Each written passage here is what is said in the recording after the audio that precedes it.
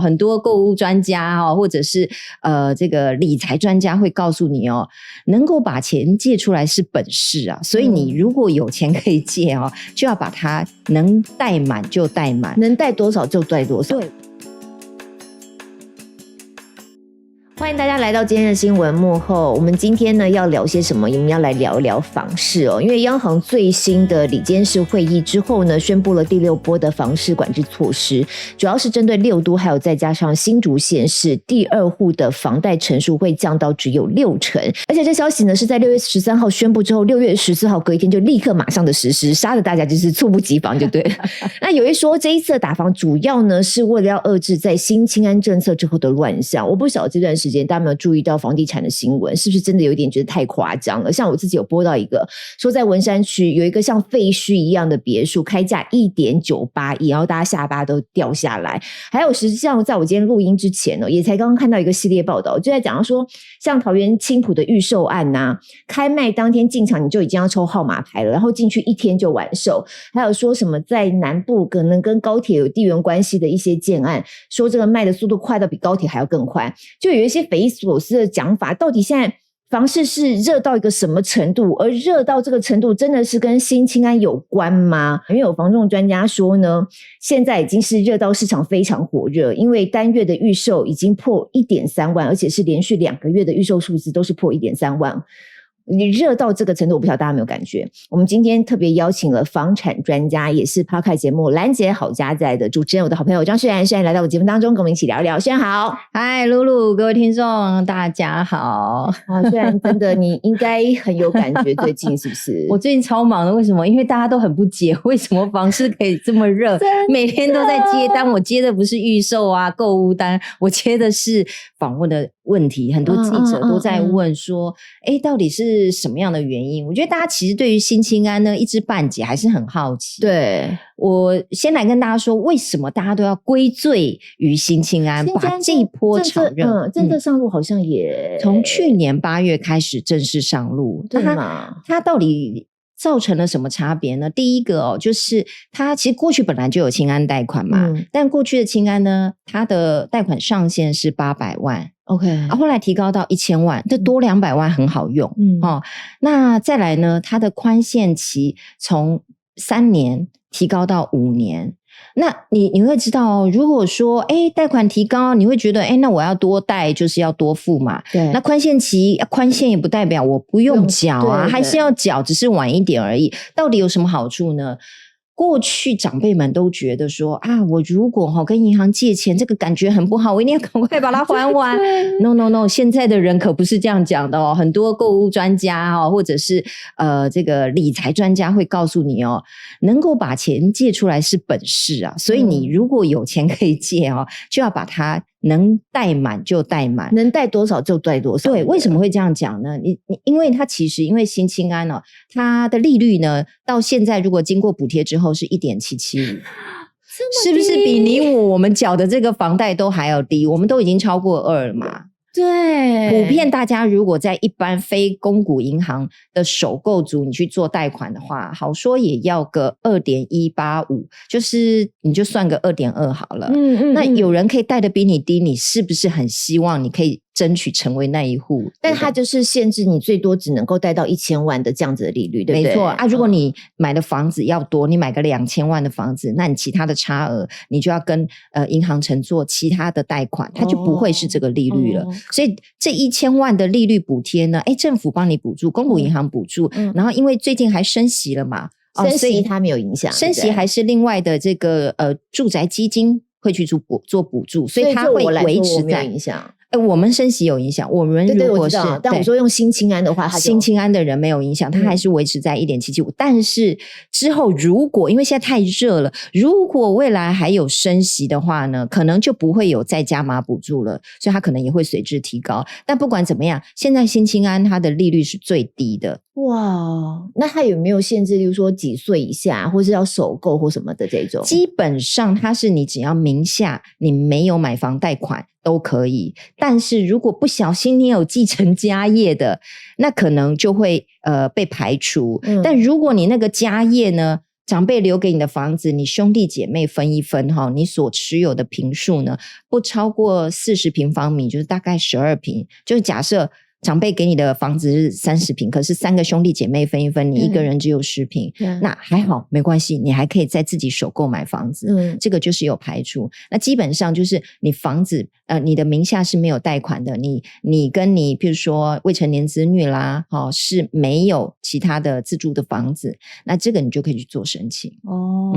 所以他的政策本来是希望让大家都觉得说现在要买房很困难，尤其对年轻人来说嘛。对啊，你看他希望帮助年轻人买房。对，没错。为什么我们刚刚说要贷好贷满，你如果贷1000万出来哈，那你又用了他的宽限期，我们刚刚讲5年嘛，你如果贷1000万5年的宽限期，你在这5年期间缴息不缴本，你只要缴大概15000不到的利息，你是不是觉得人生很轻松了起来？对对对，好像这样我就可以买房了。对啊，因为你贷1000万，你再拿个200万出来啊，不管是你自己存的或者是长辈帮忙的，你可以买1200万的房子，你就不觉得买房这么遥不可及了？对，我好像努力一下其实是有机会的。所以之前为什么这么多人在网络上就讲说啊，怎么有同事每个月赚个3-4万，他也敢跟人家去买房？因为你前面你可能只要缴15000，你觉得牙一咬没那么难嘛。但是你如果过了5年宽限期之后，你就要面对的是大概22000左右的正常的缴付的金额，就是你每个月你要缴32000，你要缴32000，一下变成15000到32000，对，它就是有点 double 的概念嘛。对，那如果你真的是月薪3万4万的话，你会吐血。对，有点没办法哦，你真的是要去吃土了哦。可是难道大家在算的时候不会把宽限期之后那部分一起算进来吗？其实也是会。他必须要会，其实如果以我们的角度，我们真的希望说，你不要光看你前面宽限期的缴息不缴本，你必须要看你未来正常要缴息的缴付房贷的这个费用嘛。那但是仍然会有一些年轻人啦，他可能会想说，我以后可能会升官加薪啦，我买的台积电会涨啊，亦或者是呢，我是不是我再重新换一家贷款？其实确实过去有一些投资客，他们打的是这种如意算盘，但这并不是我们要教大家的，因为它并不是一个健康的理财观念。因为你毕竟要担心的是，第一，这是你自住的房子嘛，你要有那个本事来做这样子的理财规划嘛。第二呢，其实虽然我们大家会知道说，观察这几年房市风生水起，只涨不跌，但是有没有可能会遇到比较系统性的风险，这个也是要评估进来的。如果哪一天房市不小心跌了，或者是你买的房子怎么样，那个区域不好了那可能当你急着要用钱的时候，你必须要转售。会不会在这个时候你被逼的钱转不过来，你必须要降价赔售这个都是我们要评估的风险。大家常讲说投资有赚有赔嘛，对对对，买房子也是我们只能说大部分来看房市是往上涨的，但是必须要把这样的一个风险去做控管。所以如果在这样的情况下呢，我们不会去鼓励大家说大家你超过你的能力还是要去买，一定要卡位，而是说你要在目前这个时间点先做好理财规划，看一看你自己是不是有这样子的能力去做这件事。这都是很理性的说法啦。如果是大家都这么理性，就不会有现在的市场乱象。现在市场乱象说又是什么很多包租公出现了，或是有很多人头户，它实际上操作是怎么操作法的？操作就是人头啊，人头是一个最简单的，就是我去借一个名下没有房的身家亲买的，那当然就讲好，那他会怎么做？难道不怕这个人头就把你的房子卷跑了吗？对啊，事实上在我们房地产看到有一个做法叫做借名登记啦，也就是说常常说夫妻买房的时候不是夫妻，是男女朋友买房的时候，他为了避免说出资的跟挂名的不是同一个人，然后造成日后大家情不投意不合的时候有纠纷，有没有？那就要分财产啦。那时候你会说这是你自己买的，然后他另外一个会说这都是我出钱的，所以他们会有一个就所谓的借名登记，就叫做预告设定那就如果你要卖的时候房子因为是登记你名下嘛，在我的名字对，那我出的钱嘛，对，那如果你要卖的时候必须要先告知我会知道你要卖了，那我们两个可以共同来处理这个资产所以如果人头户它也是这个道理，就是我会去确保你要卖的时候我会知道，所以当你看到这个房产权底下有做这样预告设定的话，那就代表它应该是人头户所以现在呢也会去做这一份的稽查说你是不是有人头户的可能。那另外呢，现在政府也会去稽查说你明明是新青安贷款可是为什么你有租金收入呢？这个包租公的乱象。对，所以等于是说后续在这个已经贷款完成之后，他会去用这样子的方式再做双重的集合。所以意思说，如果我是用新青安贷款来买的房子，我不能够出租哦？不行啊，他的目的是要给你自住啊。对。那当然现在就开始会针对不管是核贷他会严格审核，跟放贷之后他去做稽查，他两个就是之前跟之后来做比较从严来管理嘛。那所以现在大家就担心说有一些类似像是换房族啦，对，他可能就不小心被打到了但现在就变成说政府会跟你签切结书。但换房族没有办法去贷到新青安因为我一定是名下有房子我才会有换房的这件事情对，我就没有这个资格去请新青安贷款了。所以他就会说我其实是一个方法就是先卖后买但你会有空窗期嘛。对。但是公股银行他们就会开一个方便之门给你，就是说你要承诺你真的会在1年之内把你原来的房子卖掉那你现在接下来买那间还是你要自住的他就会同意先让你有这个优惠，但是对，切结书的目的就是他先绑很多条件你要确定真的是符合我们刚刚讲的条件，不然的话对刚才讲的所有的利率 1.775 no 他帮你调回成至少2.185刚刚讲的宽限期3年变到5年，他不给你5年了，他把你调回3年等于是说你的整个银根就我们所谓掐银根嘛就让你的资金周转啦或者你的财务运用没有像新青安贷款可以给你的这个这么方便或这么宽裕这样子。对不过老觉得道高一尺魔高一丈，你们早在去年8月政策出来没有多久之后，你就预期会被大家这样子用的这样子这么乱用一通，不是一直找洞钻我觉得确实啦，因为整个市场上面你要有政策就一定有对策。对啊，那政府能够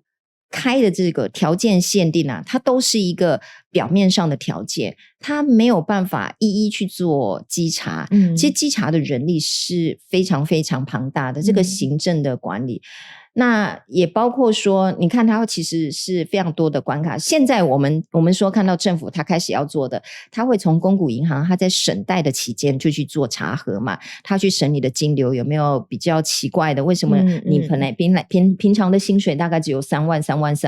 可是突然之间你有一笔钱可以买房了钱哪来的可能是奇怪的人给你的或者是海外我不知道。那他要去查你金流，他其实是要花一段时间的。对，然后再来他要去查你有没有收入，那这个在税务的稽核我觉得还相对简单，他只要愿意勾稽他其实是对得上资料的。我觉得这个也会需要花时间，但是也不难因为我们每年缴完税以后你要补税要什么的，他从来几十块他都不会放过你的对，所以都是要去做这件事。其实在人力成本上面是会耗费啦，只是说第一要不要做，然后要怎么做，他必须要把这个游戏规则定出来，也包括像现在才开始要做一些相关的稽核的时候，他要去溯及既往那等于他要往回推，把所有的案件都拉出来。哇，对，新青安申请到现在应该有超过5万户以上了所以他等于要把全部都每一个都要集合起来，那真的很花时间很花功夫。确实确实你看这一次央行的最新的这个打房措施是主要针对第二户嘛对不对？它是针对新青安吗？因为还是回到刚才讲了，第二户跟新青安感觉起来其实是不在同一个政策的这个诉求范围里头嘛它打的是另外一块是不是？对，也包括说其实现在很多房市过热，大家会有一种心态觉得房市是一直涨的，你现在不进或不抢就来不及了。所以呢不只是新青安，也不只是中古屋了，也包括预售屋的市场。为什么会特别把这两个市场拆开？是因为新青安必须是你现在去申请交屋了才能够进入房贷，所以预售屋它并不在我们新青安所助攻的范围，但是为什么不小心也热到了预售？因为毕竟这几年大家知道，针对预售呢，政府也祭出了非常多的手段，就不希望预售市场呢，大家一直不断的红单的买卖啦，或者是不断的炒热，导致我们一般自住族群呢，不管怎么接都是接到人家已经作价过的这个价格，所以在预售屋的转手呢，在这几年是查得很严的，但是现在又热起来了。其实反映出来说，大家知道说，我们整体的房市呢是只涨不回头的。那如果我现在不买，或者是我现在买了，等到我交屋，其实就已经先涨了一番了。对，再加上其实预售屋市场呢，会有很多在氛围上面会造成大家紧张的，好像我再不下手我买不到的那种气氛。对，其实大家常看到就是说有些预售屋他们会分案卖，就是我同一区我会分第一期、第二期、第三期，有没有？当他第一期卖完的时候，他是用第二期让第一期的人觉得我现在买了很划算，因为我第二期未来的价格是我可控的，我同一个建商我可控，那我就先预告你，我这边现在我卖30很便宜了，因为后面开案要卖35了，是不是都在我可控范围之内？因为同一个建商，然后呢，所以第一期就会觉得我买到赚到了，那买第二期的人也觉得不会亏，因为还有第三期会比它更高，而且你有了1、2期的经验，因为你第一期做卖完，然后你第二期价格已经在那边了，你还没买，你都知道这些已经涨了，所以第一期的人呢，还会再回头来买第二期，因为你知道说我的资产已经涨了，你非常开心，你会对这个区域很有信心，对这个建商很有信心，所以当预售屋它是用这样子的一种话术群体，还有一个大量的方式，其实确实会让大家形成一个非常火热非常热烈的一个购买欲，它也是一种饥饿行销还有一种饥饿行销方式呢，它就是一次放一点，一次放一点。我明明这边可能第一期有100户要卖，对，我现在就先锁一半，就基于种种原因，他们也有很多话术啦，那保留户啦，或者是我们先开盘先卖这50户，那50户可能对于他们这些老的代销建商其实是很轻松很快就 clean 了，当他先说第一波 clean 的时候，你会觉得天哪，不是前2天才讲吗？怎么已经 clean 了？你就会觉得还有没有人想让然后你会有那种迫切心情说，我可不可以找到一些管道门路我认识谁，可不可以释出一户给我，我只要有上车就好。对，其实就是他会有一些做法，有时候说的没有太清楚的情况之下，会造成民众在购物的过程当中我觉得他某种也是一种讯息不对称。他有没有说错？没有我 clean 是 clean 我第一波要释出来的户数，对然后但你没有讲完，我后面其实还有，我还有对，那他还有就是他可以用其他的话术跟你讲，不会让你觉得说我留一手。对，所以其实他确实有一些操作空间，才会让之前政府还想这么积极的针对预售屋来控管。那这一波预售屋等于跟新青安后来的乱象还是有一些连带关系，是因为整个市场气氛都起来了，是这样的意思吗？新青安是一个部分，再一个部分让大家知道说，哇，今年股市大热是不是？今天台积电要逼近1000元了，对，你会觉得说我们到底错过了什么？那股市大热呢，对非常多的投资者或者是大家有买股票的人其实是莫大的信心。如果刚好你买的又是台积或者是 AI 相关的，那最近可能就会觉得我真的可以去订一台车或订一间房了。最近新闻你有看到吗？我在网络上，然后后来大家有做成新闻就是一个网友在讲到说他就是说他鸿海的样子，对，好像用4000万说他鸿海，然后就缴清了他所有的房贷，然后他就变成一个包租公，每天坐收大概每个月好像有10多万的租金进来，他就人生财富自由了，就有这种故事出来。所以你知道非常多的这种在房市翻身的，在股市翻身的，确实会让大家有一种对房地产的一个期待。因为如果可以当包租公的话，它确实是一个可以稳定获利躺平赚钱的方式。当然我们不是鼓励啦，因为我觉得过去我们的长辈的年代随便买随便都赚，因为过去基期很低啊。对，那我们已经生不逢时了，我们已经错过那个随便买随便赚，甚至我们也错过台湾经济起飞，你随便做什么小本生意或者是做什么小工厂小公司都能赚钱的时代。所以当你会觉得说我有一个机会上车拥有一间房子，不要说 double 赚，但是他有赚，就会希望可以卡一个位。但我们永远看到都是成功的那个那些其实你按照比例来算都是比例很小的成功案例。绝大多数人还是在这一波当中可能又是追高的情形啊，对不对？我们如果说从房价来看的话，那这几年几乎就是真的是只涨不跌。那大家会担心说那这样操作会不会譬如说泡沫化啦，或者是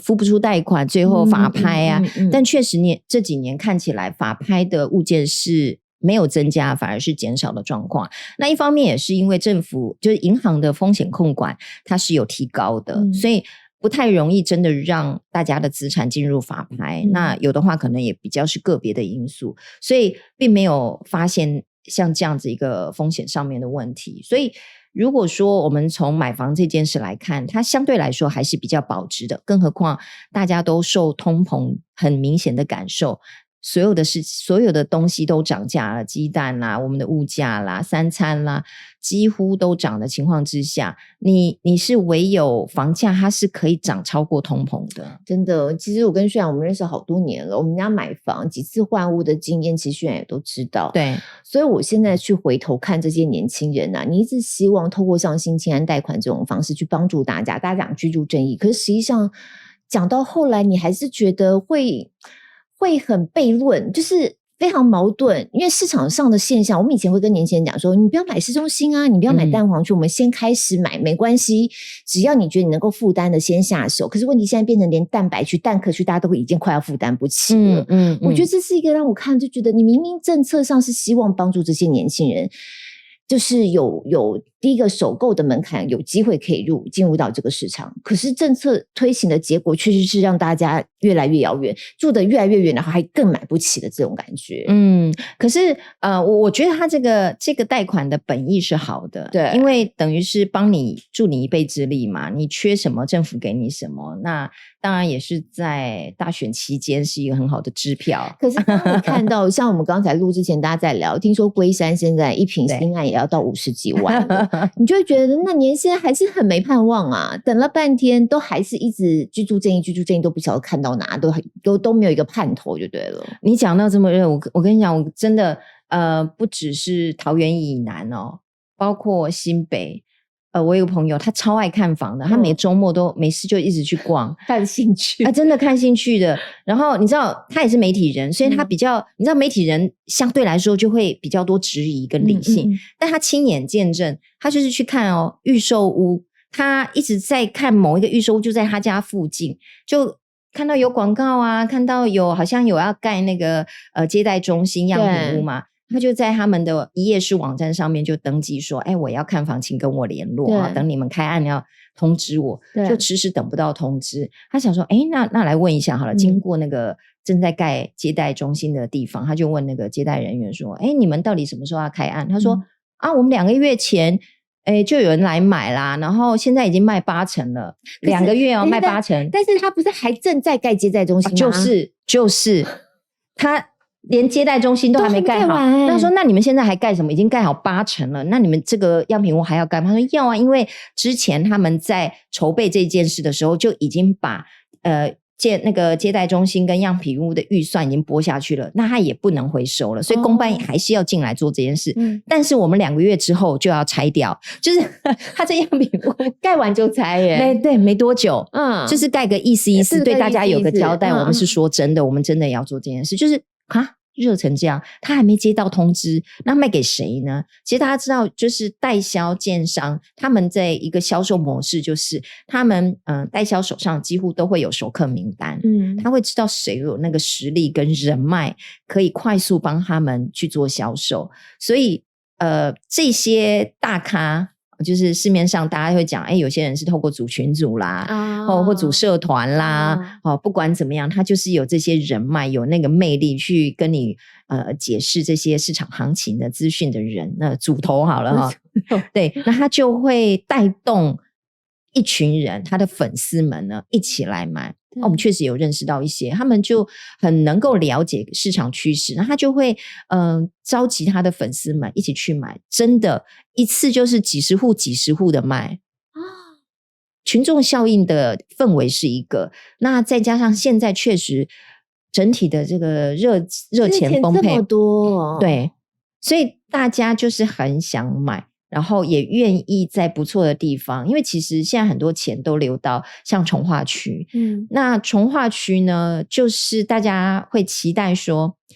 因为你市区你买不起了嘛，那重划区会有逐一个梦给你，它现在就是因为还不成熟，所以我们买得起，等到它太成熟了，它就是新一计划区了，我们根本跟不上。对，那在它还没有一些机能建设进来的时候呢，就赶紧卡位，那5年后也该成熟，因为通常现在的建案大部分都要盖3到5年啦。等5年后交屋了，说不定星巴克也来了，幼稚园也来了，每次都这样子啊。用这几家店作为一个指标，就是一个造镇计划啦。所以其实现在最红的是一些重划区啦。那不跟以前也很像嘛？每次都是重划区热起来，然后最后真的盖起来，然后又变成鬼城。对，我自己不想用这2个字去形容。对，就是重复的故事一直在进行啊。但你看现在的林口已经不可同日而语了。对了，当初我们讲03淡鬼城，但林口现在的价格也很高，也是我们都买不下去的价格了。对啊，所以需要花很多年的时间呢。林口从过去那时候到现在，不要几10年有了耶。对，所以确实大家就会去观察，包括是产业的进驻啦，或者是区域的建设啊，还有小学啦、中学这些学校的资源啊，我觉得是非常多人会去关注。当这些一个一个到位的时候，代表这个区域它的承受度就越来越高了。所以我们看到现在房价的涨势是已经从6都跟新竹县市一直往外面去溢散这个效应嘛，感觉现在全台湾全部都在涨啊。当然第一波大家要追的还是台积电啦，台积电是一个很具体的指标，你觉得压它绝对不会输嘛。对，所以你会看到包括太保啦，或者是台南啊、高雄啊这几个地方。那当然之前曾经有一个影子说桃园、龙潭有机会，所以有一群人先到了，没想到铩羽而归这样。所以不可否认的，台积电是一个很明确指标，因为它可以带来上下游的产业链，其他的工厂也有机会进驻，那也会带动高科技人才一个聚落村的概念其实像之前包括像是竹南，从竹北一路往外延伸的这个购物潮，也确实让竹南有非常多的案子，比如说他那边的案子，比如说早年他们小工程师因为买不起竹北嘛，只好买到竹南。透天吧，大概一栋800万，但后来交屋的时候已经有1000万的身价了，所以他们就很开心啊。就是大家会觉得，低总价我可以先卡位，哪怕它是有事吗？通常是会买的人，他们一定是先自住。这些工程师从竹南开车，不管他的园区是在哪里，其实对他们来说，距离都还算可以接受的范围。那在未来性来讲，当然。卖的要接手的一定就是下一批年轻新鲜的肝，这些新鲜的肝要再进来竹南园区或竹北的话，那也有机会是成为他们的租客，对，或者是买房。所以他们都还是觉得未来可期啦。对啊，对啊。你自己在这个产业待了这么长的时间啊，你觉得这一波是健康的涨吗？应该是说在自住需求下面的涨是可想而知的，但是有一些疯狂的热度我觉得有点超过了，尤其是在一些预售案场的现场，你会发现其实绝大部分不是首购族，就都是投资客。有一部分，那当然也不排除有一些是属于自住，帮子女心急的爸妈们。OK， 对，因为就担心他们来不及赶不上，然后有些可能才刚大学毕业，就帮他们先预定头期款，爸爸妈妈帮忙，然后也许初期还会需要帮忙缴房贷。确实我们有同事，他就是趁着这一波新青安帮女儿在桃园买房，那因为桃园的房价相对来说又比较便宜一点，对，所以他1000万的这个贷款是有找的。那结果因为他女儿是做类似像接案型的，还有像网红做销售这一类的，就是20出头的年轻人，对，20出头，但是他的一个收入来源比较相对来说没那么稳定，所以呢本来买了房想要让他自己缴，后来发现好像没有办法让他完全来给付，所以他爸爸又有继续帮他忙。所以其实现在的这个年龄的父母大概45以上50岁了，就我们这个年龄啊，他第一屋已经房贷都缴完了，他算公务人员退休的嘛，所以他第一屋房贷缴完了，他再帮你缴第二屋，他是有余裕的，所以他会愿意帮子女这样做。所以现在目前市场上看到蛮多就是帮子女做规划的爸妈们呢，其实出手是很积极，因为他自己已经体验过房价齐涨，然后他也买不回当年他买的那种价格了，那他也会知道我现在不帮子女追就会来不及，所以这一波的蛮多爸妈呢会更加积极，就是差不多50多岁，对，50上下这一种，哇，所以你这样看，虽然央行又有新的抑制房价的一些措施出来，但我们就不要讲远好了，就讲这下半年好了，你觉得房价走势大概会怎么样？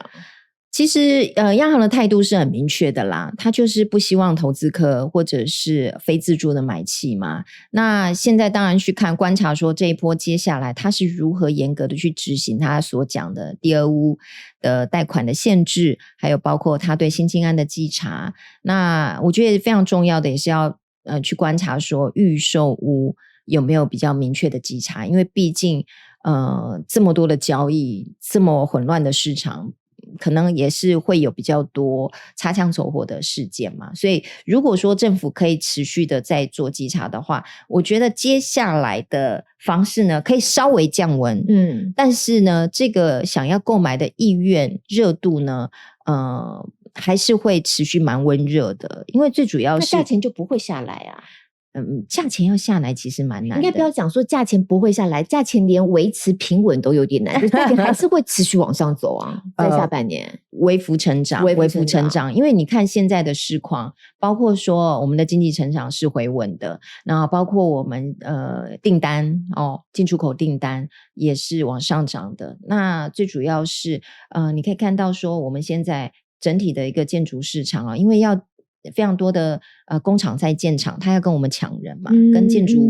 一般的住宅市场抢人，所以工料双涨，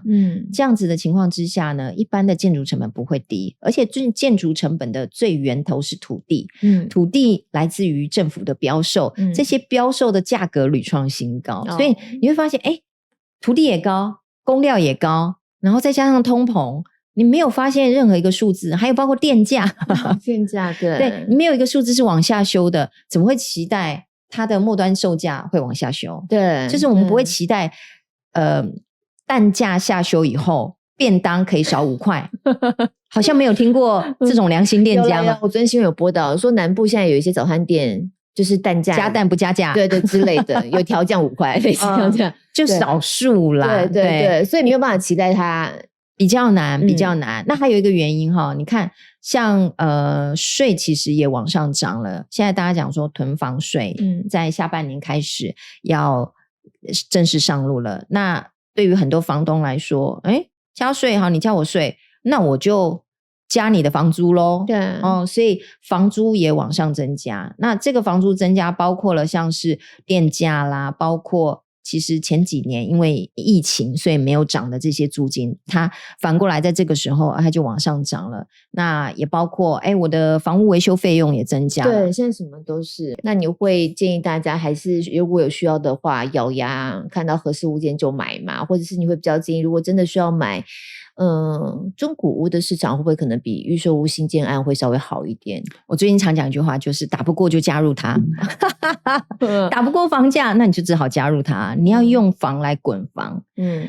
虽然你看以你的经验就很精准嘛，对，你如果当初没有买那间房子，你怎么追得上那个房价？那你怎么卖得了这间房去买另外一间房？你是用这间房它增值的空间去换下一间比较大的或比较好、比较新的房子。现在想起来那是美好时代耶！我是在2004-05年 SARS 之后买的，虽然知道我那时候买在内湖还不错的地方。各位，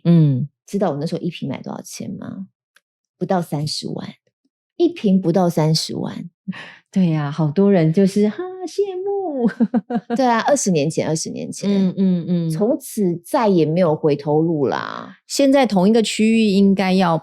80，对，不是，而且不是新建案哦。对，同一个区域，如果就是我那时候买一坪不到30万的那个建案，社区要卖大概一坪都是80以上。哇，你当初要是没有卖，你现在是4倍耶。可是因为一样啊，所有的都一起涨啦。我是因为有换屋需求。对。那时候人口少，我跟我先生到现在我们这么多孩子这样子，所以换屋你要换更大的话，你的成本也更高啊。所以我觉得就是你刚刚讲的以房养房的那种感觉，要换屋你没有第一个开始，你真的很困难。可是我要讲我们那一区啊，新建案也是破百耶。对啊，好吓人呢。你看我们如果大一点的公司，每年帮你加薪好了，大概是3%或5%，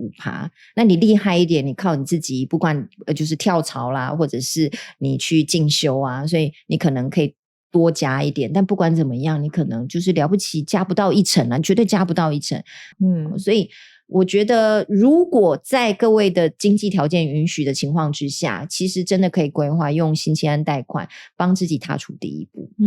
还是鼓励大家，鼓励。所以你每一年去观察它的价格呢，几乎就是至少涨5到10%。所以如果你没有出手的话，那你只会成本是越来越高的。可是这边也是我自己一个过来人的经验啦，相对于新的建案以及相对于预售屋来说，你刚刚讲像中屋，因为我们社区好楼持续都有在看啊，它涨归涨，幅度已经很慢了，它不会像以前的那种涨法这样，可能台北市吧，我觉得台北市有些地方已经几乎到天花板了啦，对，所以也涨不大上去，所以或许可以从这方面可以去先研究一下，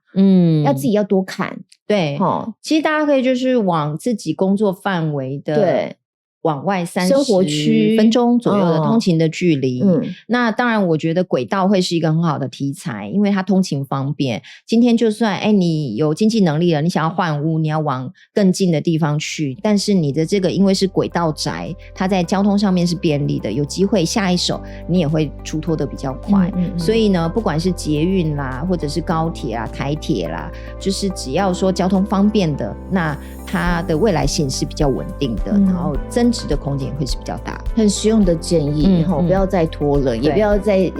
不要再幻想有哪一天会下来了，